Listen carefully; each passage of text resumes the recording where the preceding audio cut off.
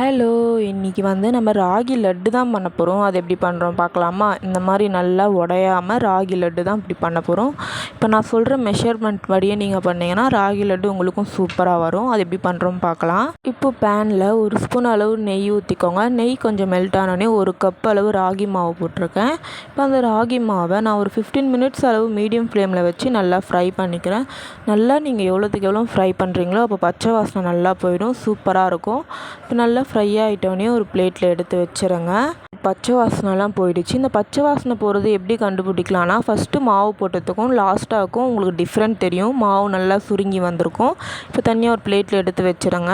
இப்போ அதே பேனில் ஒரு ஸ்பூன் அளவு நெய் ஊற்றிக்கிறேன். ஒரு எள்ளு கொஞ்சம் போட்டிருக்கேன். எள்ளு ஒரு 2 மினிட்ஸ் அளவு ஃப்ரை பண்ணிங்கன்னா போதும். எள்ளு ஆப்ஷன் தான். உங்களுக்கு எள்ளு வேண்டாம்னு நினச்சிங்கன்னா நீங்கள் முந்திரி பருப்பை குட்டி குட்டியாக கட் பண்ணி கூட போட்டுக்கலாம்.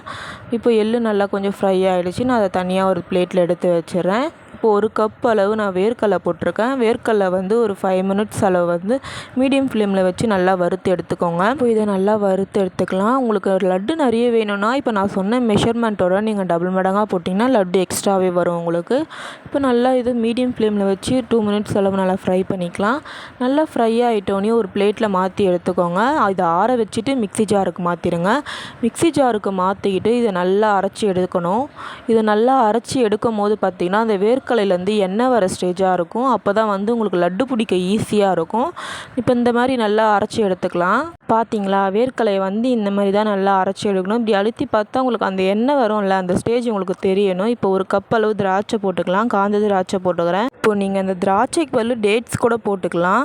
இந்த மாதிரி திராட்சை போட்டிங்கன்னா உங்களுக்கு டேஸ்ட்டும் சூப்பராக இருக்கும். லட்டு பிடிக்கும் போது நல்லா உடையாமல் சூப்பராக வரும். இந்த அளவுக்கு நல்லா அரைச்சி எடுத்துக்கலாம். இப்போ அரைச்சி எடுத்ததுக்கப்புறமா ஒரு கப் அளவு நான் ப்ரௌன் சுகர் போட்டிருக்கேன். கிட்டே ப்ரௌன் சுகர் இல்லைனாலும் நீங்கள் ஒரு கப் வெல்லம் கூட சேர்த்துக்கலாம், நல்லா பொடியாக்கி.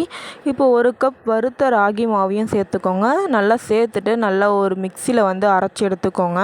இப்போது நல்லா இதை அரைச்சி எடுத்தீங்கன்னா உங்களுக்கு தெரியும், இந்த மாவு அப்படியே உதிரி உதிரியாக இருக்கிறது கொஞ்சம் கட்டியாக இருக்கிற மாதிரி தெரியும். இந்த அளவுக்கு இருந்துச்சுன்னா நமக்கு லட்டு பிடிக்க ஈஸியாக இருக்கும். இப்போ அப்படியே ஒரு பிளேட்டில் மாற்றிக்கோங்க.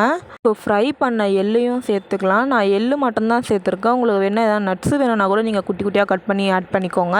இப்போ ஃப்ரை பண்ண எள்ளையும் சேர்த்து நல்லா மிக்ஸ் பண்ணிக்கலாம். இப்போ மிக்ஸ் பண்ணிவிட்டு கையிலேயே சும்மா ஒரு உருண்டை பிடிச்சி பாருங்களேன், லட்டு சூப்பராக வரும். இப்போ பார்க்க ட்ரையாக தானே இருக்குது, பொடி பொடியாக இருக்கிற மாதிரி தான் இருக்கும். அப்படியே கையில் அப்படியே பிடிச்சி இறுக்கமாக பண்ணும்போது பார்த்திங்கன்னா லட்டு வேறு லெவலில் வந்திருக்கும். வீக்லி ஒன்ஸ் கண்டிப்பாக உங்கள் குட்டீஸ்க்கு இந்த மாதிரி செஞ்சு கொடுத்து பாருங்கள். ராகி கஞ்சி, கூழ் குடிக்காத குழந்தைங்களுக்குலாம் இந்த மாதிரி லட்டாக செஞ்சு கொடுத்து பாருங்கள். பார்த்தீங்களா, பார்க்க பவுட்ரு மாதிரி இருக்குது. இப்படி பிடிச்சோன்னே எப்படி லட்டு பதத்துக்கு வந்தது பார்த்தீங்களா. நான் குட்டி சாப்பிட்றாங்கன்னொடனே இன்னும் ஒரு 4 ஸ்பூன் அளவு கீ ஆட் பண்ணி நல்லா இதை பிசைஞ்சிக்கிறேன்.